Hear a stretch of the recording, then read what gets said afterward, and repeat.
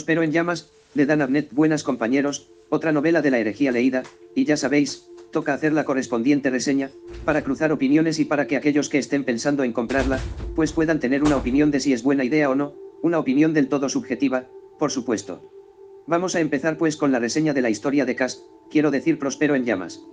Esta es la historia, de como bien nos indica el título, la caída de Prospero y la, pa' que engañarnos, esta historia no va de los lobos espaciales, ni de los 1000 hijos, ni de Prospero ni de llamas, bueno de llamas un poco sí, no, esta es la historia de Casper, su biografía, un mortal que por circunstancias de la vida se convierte en escaldo de los lobos espaciales, una especie de contador de relatos.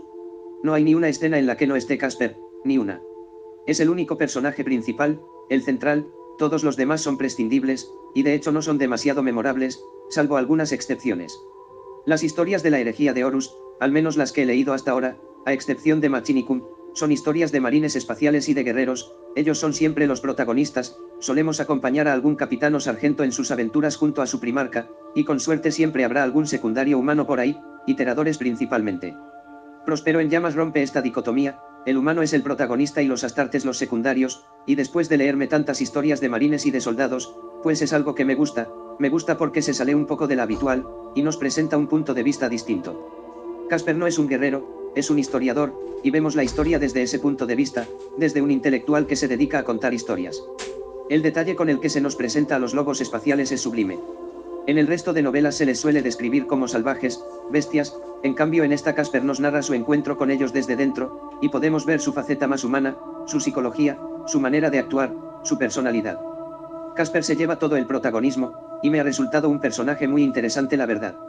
Nos cuentan muchas cosas de su pasado como rememorador, una especie de arqueólogo, sus aventuras, lo que hacía en busca de más conocimiento, su niñez, todo con gran lujo de detalles, es un personaje muy profundo, del que sabemos bastante más que otros personajes mucho más relevantes dentro de esta saga. Me ha gustado. Otro punto que me ha gustado mucho es poder ver el conflicto entre los 1000 hijos y los lobos desde un punto distinto a la novela de los 1000 hijos. Porque sí, aunque esta sea la historia de Casper, sigue habiendo astartes, y sigue habiendo un contexto por el que se mueve el personaje, y este en su final es el concilio de Nikea y la caída de Prospero. Si juntas la lectura de esta novela con la de los 1000 hijos tenemos la visión de dos bandos enfrentados, y unos sucesos, desde dos puntos de vista distintos, y se puede ver perfectamente esta paleta de grises, donde uno puede comprobar que ni los 1000 hijos son los malos, ni los lobos unos sanguinarios sedientos de sangre, el único hijo son los poderes ruinosos, qué rabia que me dan después del final de este libro. La novela se organiza en 3 actos, el primero se desarrolla en Fenris, es el típico acto de presentación del personaje, de contextualización, etc. No está mal, hay una persecución por ahí, un poco de misterio, no sabes muy bien qué está pasando. El segundo acto es donde conocemos más a fondo a Casper, y al mismo tiempo a la Legión de los Lobos Espaciales, su cultura y su forma de luchar. Se describe la conquista del Imperio de la Quietud, un relato bastante épico y entretenido, con un ritmo muy bueno. Y ojalá hubiera seguido así, pero al final del segundo acto todo se apresura a lo bestia. ¿Sabéis lo que se dice de que Dan Abnett es un escritor increíble que no sabe cómo acabar sus historias? Pues yo no lo acababa de creer, hasta esta novela.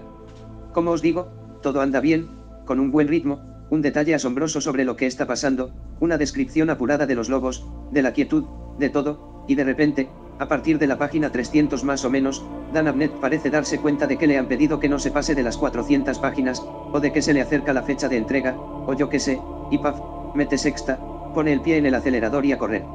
El cambio de ritmo es brutal, así me lo ha parecido al menos. Pasamos de un Dan Abnett que lo describe todo con pelos y señales a uno, que va a tope. Nikea y Prospero ocupan más o menos 100 páginas, los dos hechos más importantes pasan casi sin mucha pena ni gloria, Prospero por ejemplo se lo ventila en 15 paginillas, leñes que el título es Prospero en llamas. Las batallas no es que sean lo más importante de una novela, pero es que la preparación, los antecedentes, tampoco es que estén demasiado bien elaborados. La novela consiste en 300 páginas explicando la vida y desventura de Casper, y después de repente te mete un poco lo de Nikea, y poco más, no hay unos antecedentes o justificación sólidas dentro de la novela para que justamente se llame Prospero en llamas. Prospero realmente no es muy importante, ni siquiera el dualismo con los 1000 hijos. Hasta se nos mete una historia rara sobre que Casper es una especie de espía involuntario, un poco metida a calzador que hasta se contradice, con algunos rasgos del principio.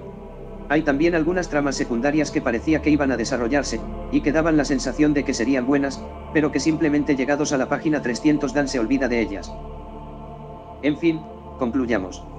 A pesar de todo, es un buen libro, es verdad lo del apresuramiento, pero aún así el final se puede disfrutar.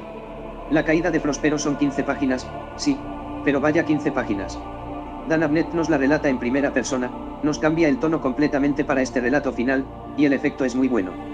Por todo ello, yo le daría un 6,5 a 7 de nota. Si Dan hubiera desarrollado un poco más el final podría llegar sin problemas al 8. Hasta la página 300 me estaba resultando una de las mejores novelas de la herejía, la verdad. Si has leído Los Mil Hijos creo que es una buena lectura, no imprescindible, pero al menos desde el juicio de Nikea, aunque algo apresurada, la trama empieza a estar muy relacionada con la otra, y es interesante ver otro punto de vista de todo lo ocurrido. Si te gustan los lobos espaciales, léela sin falta, creo que la manera en cómo los retrata es magistral, y seguro que te gustará. Para el resto de fans de la herejía y del universo de 40K, bueno, no es un relato demasiado importante, hasta creo que La Era de la Oscuridad, que es un libro de cuentos, resulta más imprescindible. Lo único que aporta esta novela a la herejía es el detalle de cómo son y cómo actúan los lobos espaciales, todo lo de Nikea y Prospero está ya narrado, y de forma mucho más detallada y exhaustiva, en Los Mil Hijos, por lo que técnicamente, esta novela, no es que nos cuente mucho más respecto a la trama general de la herejía. Os dejo por aquí un enlace a mi blog, donde hay colgada todas las reseñas que he ido subiendo por aquí, como la de La Era de la Oscuridad o la de Machine Kun por si queréis echarle un vistazo.